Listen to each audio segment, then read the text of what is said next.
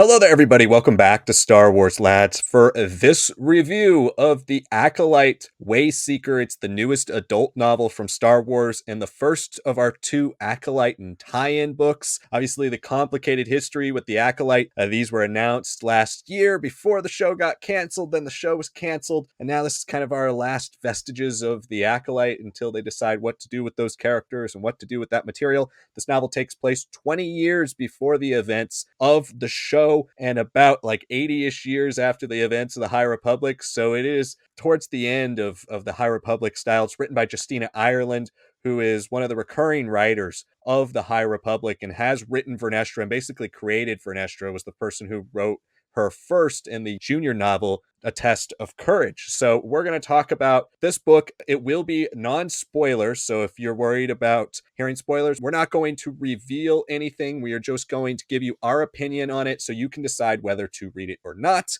Before we do so, make sure you hit that like button. It helps our channel out a lot. And subscribe to the channel for more content just like this. We review these books right when they come out every single time. So if you're interested in Star Wars books, High Republic, we're wrapping up the High Republic here in a month. We're getting into a new phase of Star Wars novels here as we move on from the High Republic. If you want to hear our thoughts on all of those books, make sure you subscribe. Comment below if you've read this already, because this review is a little late. Let us know what you thought. If you haven't read it and you're interested in reading it, let us know that in the comments as well. All right, let's get into the book first off. And we do always reveal in these reviews that we are given audio review copies. We listen to the audiobook that is available, and we'll be discussing that in our review, how the story flowed, how Justina Ireland crafted all the different pieces and put them together. So, Sanak, off the bat, what were your thoughts on the way this was written? Yeah, there was definitely some interesting choices made. I think for one overall, you do really feel Justina Ireland has almost recaptured her character again. Because really the last major thing that even High Republic readers will think about Vern is just the Acolyte, right? Like that is it's a whole new 100 plus years characterization. We've talked about it a lot on the channel too. Like even a 30-year gap for Luke is difficult for a lot of people, except because he is very different. He does return to something that feels a lot more familiar by the end of The Last Jedi and especially The Rise of Skywalker, but that doesn't sit right with a lot of audiences who've been kind of trained over the years, especially with Star Wars, to be like, okay, I'm gonna carry through these decades of the character, but it's gonna be linear. I know what's gonna happen. And if we do ever go back, it's gonna be go back to like the previous generation, right? That's kind of how Star Wars fans have been trained. So seeing what Acolyte did, jumping her up ahead 100 years, not really feeling like her, there were some things that I was like, okay, that's her. That could change into her. It doesn't really feel like her, right? And there's a whole twist about Kymer being her apprentice, possibility that she like is the one who left a whip mark on him, and those are some really heavy, big questions that you're like, okay, how is this going to be revealed? How is this going to be explored? And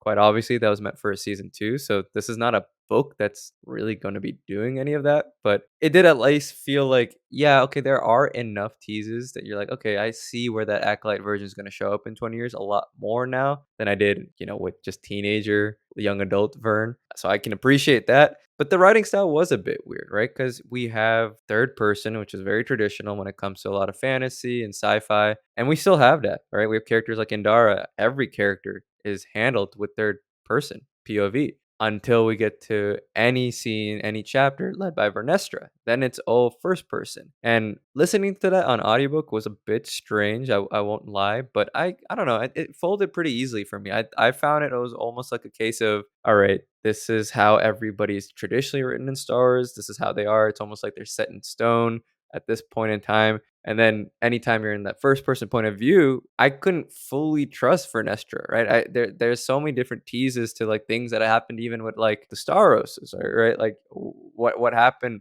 at the end of the High Republic Nile conflict, or just a little bit past that. It was very interesting to like see some of those connections be made, and then you're like, oh, I want to sit in with that, especially with her thoughts, especially with how unwieldy it can be at times because she has all these visions, because she's kind of processing different conversations that she's had, dynamics that she's fostering or that have been broken that she's trying to reforge. And then you just don't get that, right? So that first person point of view was always a great tease. I thought that could have worked if they really dived into like what she knows, what's in her head, the sorrow that she feels, the struggles, the anger, whatever.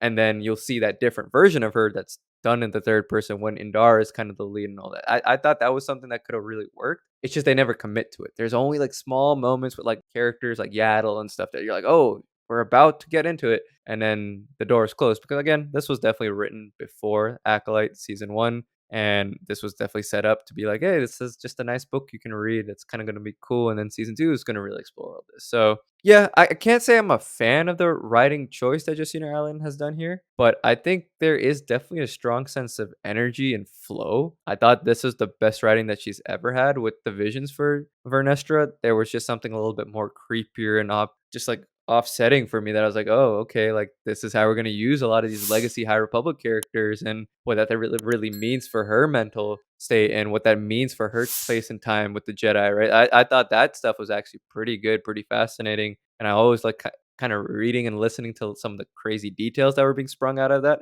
It didn't really feel the same as teenager where she's, unable to really process all of it, but she still has more of a linear direction about what to do with this. A lot of the stuff that happens here, yeah, the villain is not hugely competent. It's not a big galaxy threatening force for her visions to then be way too confusing for her to handle. Like they are.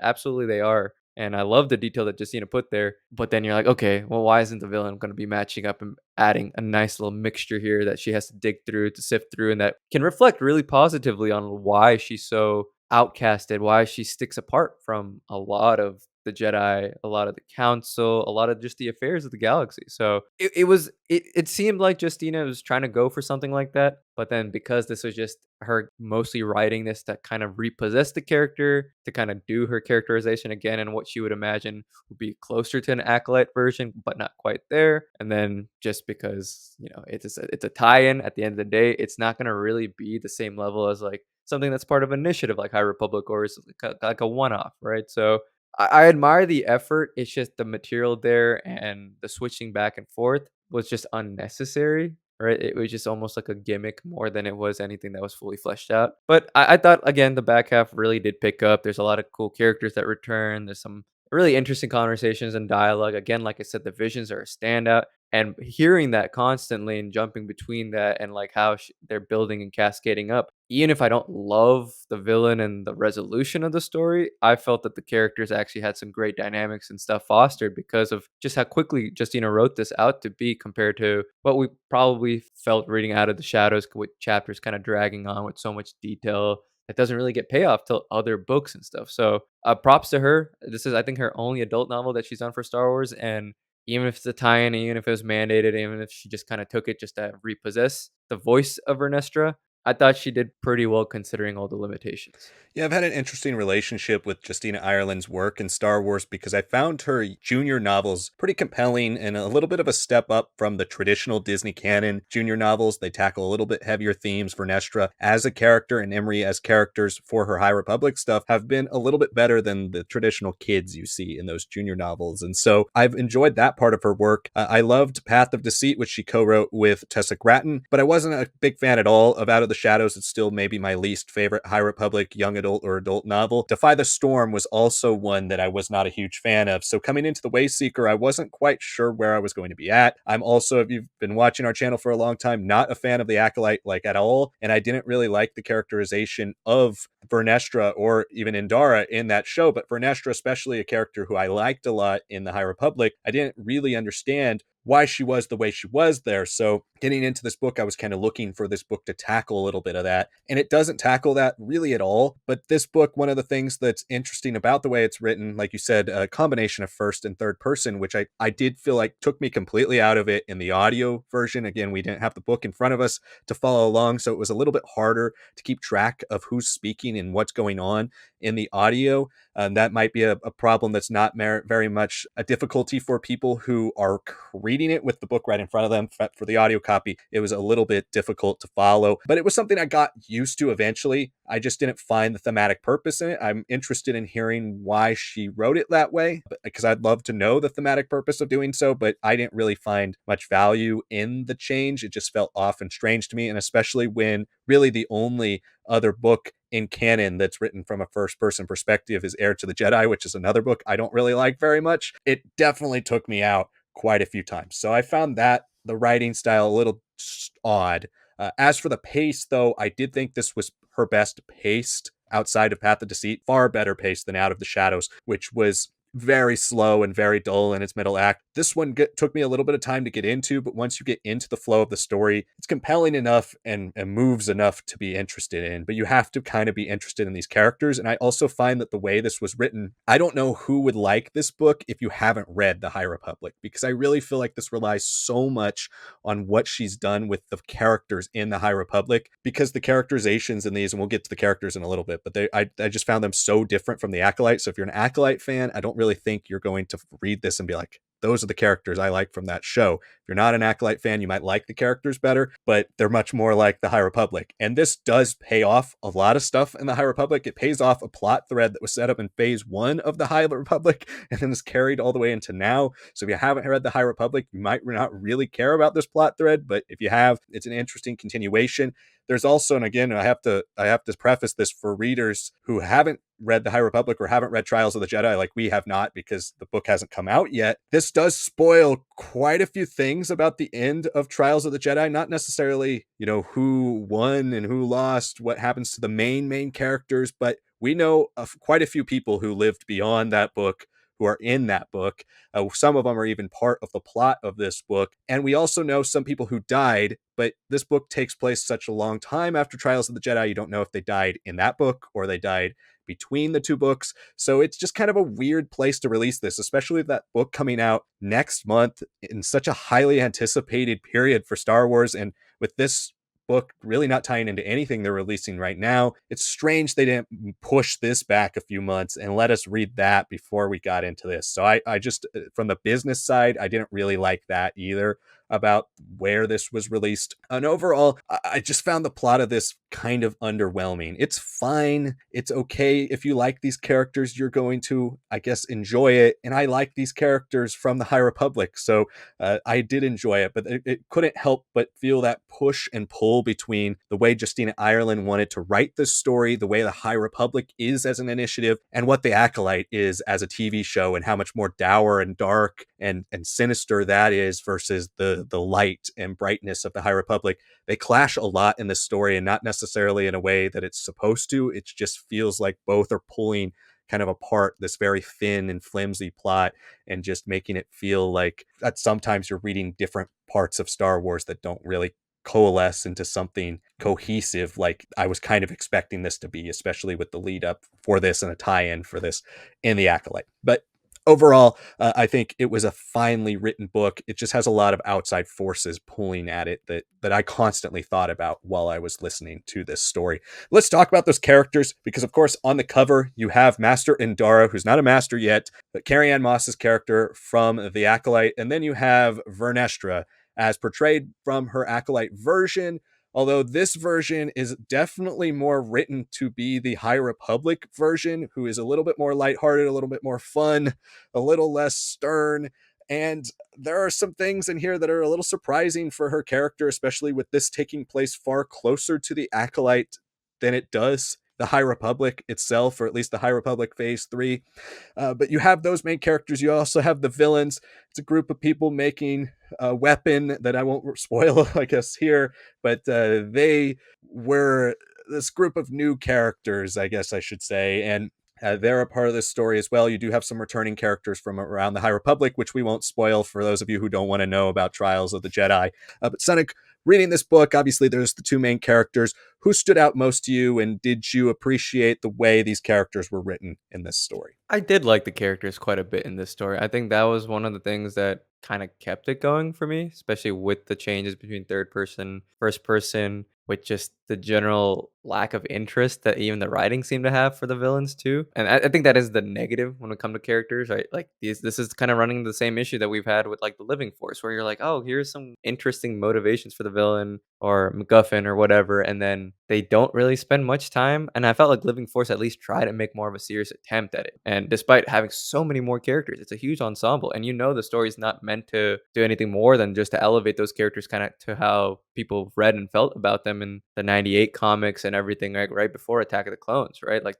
just that era of like episode 1 council. This is just like okay, here's some villains. They're connected to a plot point that is I forgot about from the Rising Storm. It's It's very minor, and I can see why, especially with a character that does pop in, like, why it happens. You're like, "Okay, that's pretty cool," but that character almost has nothing to do with that stuff. It's pretty interesting, like, they're almost, like, on the case for other reasons, right? But, yeah, it was a choice that to go with something pretty minor, and yes, the MacGuffin isn't itself minor, but it's not something that I thought would carry an adult novel per se, so that's where it kinda felt pretty YA to me, like, oh, that could have been something that I think she could have really honed in on just with the vibes alone for a YA book, but not for an adult novel. But yeah, I really did like the main heroes, the good people, right? Like Vernestra, like you said, it is much more High Republic coded than it is Acolyte coded. I do still see a lot of the Acolyte stuff really creeping in by the end, but it's just not consistently building towards that, right? Because it's so much more about her relationship with Indara, who at this point is a Jedi Knight. So,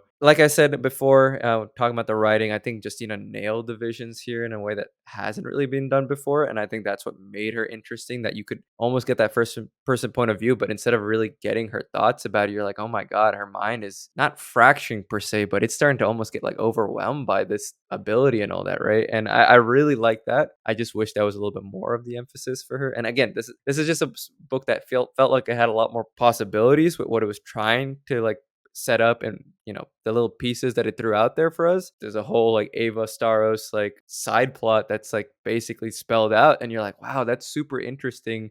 And you know why her droid is with Vernestra, and you understand like more about Imri and all that. You're like, oh wow, like these are really fascinating things, but is there time in the story for that to happen when it's only 20 years before? No. Instead, you got to rely on the visions, and you got to rely on her relationship with Indara. And to Justina's credit, I think she nailed that. I know there isn't really much connective tissue between Indara and Acolyte and Indara here, but I also think it's nice because there really isn't much to Indara other than Trinity just looking cool and dying, right? Like this was a blank slate, and I think Justina's like, I'm gonna not make it blank. And I did like a lot of the choices that drew her into Vernestra's life and how the council used her and everything. I do understand if they had kind of spent a little bit more time on how Indara's dealings are with the council, that could have really set her up well for the flashbacks of Acolyte, which explains why she doesn't really tell anybody, why they kind of take it to the grave, right? I think that would have been a little bit more nice to have seen fleshed out. But the fact that she's kind of a pawn, that she's being used, at her trauma, her everything that's kind of happened to her origin there, and just the things that she saw that aren't unexplainable even to the other Jedi, I thought that was like a really cool setup that would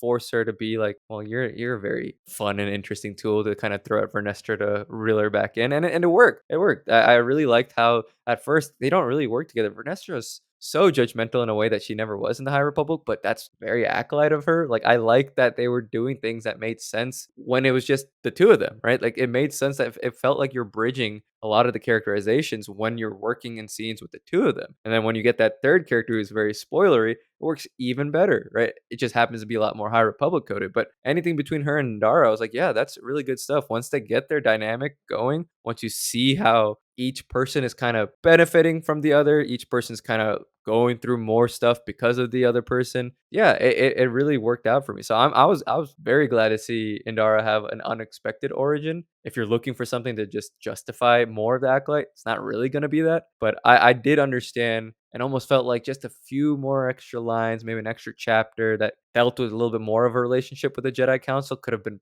perfect. Like as a nice little bridge to where we see put everything on Brendock and all that. So yeah, I like their dynamic. I can't again say the third tertiary character that's really important to the story, but absolutely loved seeing her return when the three of them are working together, bouncing ideas off each other, just the energy. Justina just nailed all three characters, and she only has true proper ownership over Vernestra. So the way that she was able to take a character for live action and a character that's a lot more young adult, junior novels, comics, right? Not necessarily like a main star, and write something pretty interesting between all three of them. Yeah, I really like the characterizations there. I had quite a lot of fun with it. I just wish that everything that the characterizations teased once they were really starting to really touch on plot points or just ways of thinking and processes for these characters. Justina touched on every single one of them, but there was never any commitment to any of it. And I think that's just the downside. You have to rely on Indara and Vernestra and how they grow together and how they change and almost swap places by the end. That's really what this story is about. Plot elements, MacGuffin, none of that matters. It's their dynamic. And if you buy into that dynamic, I think this is a pretty enjoyable book.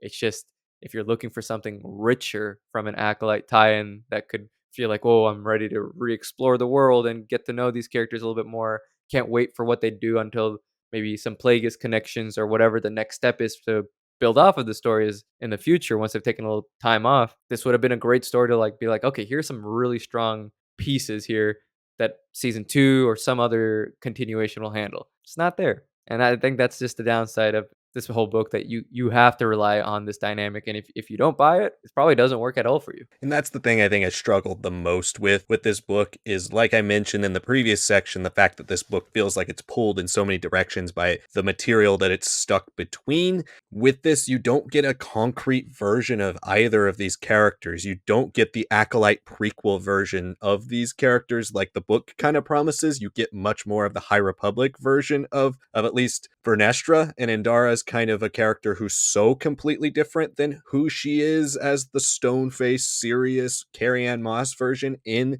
The Acolyte in the limited time we see of her there, that there's just so much left on the table. It just feels like you're wanting more. And if I knew there was going to be 3, 4, 5 more books about these characters and that we were going to see Indara fully turn into who she is in those flashbacks in The Acolyte, then I'd say, okay, yeah, this makes a little more sense. But it just felt like Justina Ireland likes writing characters this way, and she just decided to go with it when it doesn't really fit the versions we see 20 years later in The Acolyte. And again, 20 years, a lot of time to change who you are, but with this being kind of our prequel material to The Acolyte, if we never get any more, it feels completely off from those versions. And that's coming from a person who doesn't really like The Acolyte, doesn't like those versions of these characters. I was hoping this book would take strategy of how do we take those unlikable versions of these characters from the show and how do we make them likable, especially with Vernestra. How do we take that version, which is completely night and day from the version we see in the High Republic, and we make her a likable version of that character? And this book just kind of ignores that completely. And it's like, no, she's still fun, and the Vernestra she is from the High Republic, just slightly more jaded because she's now way older, but she's not necessarily somebody who's bogged down by the things that happened to her or have happened to her by the point in The Acolyte. And that's one of the weird things about this book. And I guess some people could consider this a minor spoiler, but I don't think it's a spoiler because it happens before the book. And that's the fact that the Khmer thing, the stranger thing, is not a part of this and happens before this story, which I found very odd because they keep referencing to the fact that one of her apprentices left her, but yet she is not changed at all. And I kind of felt like the Acolyte was using that excuse of him leaving her and the confrontation between the two of them that just broke both of them as the thing that turned her into the version we see in the show. But yet in this story, she's, yes, a little more jaded because of that. She's become a Wayseeker because of that, but she's not really that different at the core. All it takes is a meeting with Indara to snap her back into High Republic Vernestra. And I found that kind of weird with this version of the character. And again, I'm somebody who likes this version way more than I like the Acolyte, but it just didn't feel like it fit, especially with the world and the lore they're trying to build. This being material that I was hoping would elevate the Acolyte for me, I felt like it didn't elevate the Acolyte at all for me. It actually made me just wish these versions were in the Acolyte and not the versions we got. So that was really odd. And I felt the same way about Indara, just not quite similar at all to the version we see in the Acolyte. She can change a little bit more because she's young here. I expect Vernestra to be, 20 years for Vernestra is not the same 20 years as it is for normal human beings. And so the fact that she's so incredibly different 20 years later after the biggest event in her life, at least that the show alludes to, has already happened, I found that really, really strange. There were some like audio things that I thought were a little weird characterization wise. Like I thought and this might be the audio version that's coloring some of these characterizations, but I thought the narrator, Jessica Almasi, this is her first adult novel. She did a good job, but she adds a lot more like pep to these versions of the characters. And that's what I hear when I read Justina Ireland's work. So I don't think it's necessarily a mistranslation of the way it's written, but it does create that more energetic atmosphere that maybe these versions of the characters don't necessarily need. I also found some of the interpretations of some of our legacy characters a little bit different and strange too. But overall, the narration was solid. But yeah, when it comes to the other characters from High Republic and stuff that do make a return, I thought all of that worked really, really well, and some of the best stuff from the story. The villains were a complete letdown, though, and I wasn't expecting a great villain book with this, but it's kind of like a High Republic inspired kind of pirate-esque underworld story, but yet not really given any real weight. Like I was telling Sanak before we started recording, having the audio files and listening to this, it's almost funny because the audiobook files for the villains are always, the chapters for those characters are always like 5 minutes, 6 minutes, 7 minutes, and then you get to Vernestra chapter and it's 30 minutes. It's like, yeah, the story doesn't really have any interest in talking about the villains, and that's fine because they're so mediocre, it doesn't really matter overall. But let's move into our final thoughts and a score out of 5. Sonic, how would you rate the Acolyte Wayseeker? It's a very difficult book to rate. Like it's still fluctuating even as I'm saying it, but I think I'll settle for a very light 3 because I did love the pacing. The back half's pacing is exciting. You do get to see some really interesting things from all three of like the lead characters there. I enjoyed Indara here because I got to know her. I think that was the biggest thing for me, and you don't really get anything other than just Trinity in robes, right, for her characterization in the Acolyte until the Brendock stuff, which again, I think this book was so close to almost unlocking the path there. It was at the doorstep, and then it just chooses not to open it. So I liked Indara quite a bit. Vernestra is a character that's just wearing a lot of masks, even in that first person point of view. It doesn't clarify things. It doesn't show any differences between the third person point of view and what people are seeing or looking or thinking she's thinking and doing, right? So not something I think really worked well there. But once you put those 2 together and their dynamic and how it was fostered and grew out from each other, just the energy of it being so much more High Republic coded once they're there together, especially because Indar is a character that's quite literally saying, "How was it like to be at this event and this event and this event?" And you get to see why Vernestra almost comes out of her shell a lot more easily. But then you still see like those moments you're like, "Oh man, I know that's leading into Acolyte. I just need a little bit more, a little bit. Give me that, just something like juicy there." And it's not quite there, but I do like the pacing of the back half. A lot of the action was written pretty well too, so it was a fun ride. It's not anything essential. It's not something that elevates the Acolyte. It's just a nice first step, a nice okay step to that a bridge that needs to happen between High Republic and Acolyte. I hope that continues. I hope this is not a situation like Glass Abyss with Mace Windu, where you're like, oh wow, that's a really different characterization, and I liked a lot of it. But how do we go from here to the Attack of the Clones version him, right? That's still up in the air for us. But this one doesn't feel like you have to do too much more. It's just you have to do it now, right? So that's why I'll give it a 3 out of 5 on almost kind of contingent on something more happening, which means it's gonna slip, a little bit more forgettable because more than likely it's gonna be like 4 or 5 years before we even touch the Acolyte when any serious material with those characters, with those storylines. And that's a shame just because I want this to elevate the Acolyte, even if it's only a 1 season show, and that would help us pick up the pieces, bridging to the other sits like Plagueis and all that, and leading into the prequels. For now, it's not happening, but if you read this, if you're a fan of the Acolyte, I don't think you'll be disappointed. I think you'll just be like, wow, this is just a lot more High Republic than I expected. Yeah, this is a very tough one to rank for me as well, but I think overall, even removing all the outside forces, this is just kind of an average book. It's a forgettable book about characters that we like, but nobody that we're kind of in love with, at least in this point of Star Wars. So it's a fairly predictable average book. It's one of those things that 3 chapters in, I was like, this is how it's going to end, and it ended exactly that way. So I think on its face, it's just very mediocre. Now, the things that could have raised and lowered the score for sure was how much does it elevate the Acolyte? How much does it connect to the High Republic? What does it really do in all these different ways? And I felt like it was a man without a land. It was just there, and it was pulled across both sides and never really committed to one or the other. You could definitely see that Justina Ireland wanted to write the characters one way, but it was completely opposed to the versions of those characters who are in the show that the book has the title of on its cover. So it's very strange in the way it's written. Also, I wasn't a huge fan of the first person and third person switching, so that style kind of pulled it a little bit down for me. Overall, I was kind of underwhelmed with this book. I wanted to really like it. I wanted it to improve the Acolyte for me. I wanted to really enjoy these characters chapters, and while I thought it was fine for what it does, I definitely need more around this time. I need more connecting it to the Acolyte. I need more connecting the High Republic to it before it really will ever stand out. So for me, I'm going to give it like a 2.5 out of 5. It's a fine book, and if you're somebody who's dying to read the next chapter of Vernestra's story, I think check it out. But I would highly encourage you to just wait until after Trials of the Jedi comes out, so you don't have any spoilers whatsoever. I think that's another thing that soured me a little bit on it, is the fact that I know some people who lived, some people who died. So that was also quite disappointing. But what did you guys think of the Acolyte Wayseeker? Let us know in the comments below. If you liked the book more than we did, let us know. If you really didn't like the book, let us know. Let us know all your thoughts in the comments. Thank you so much for watching this video, everybody, and we will see you all next time.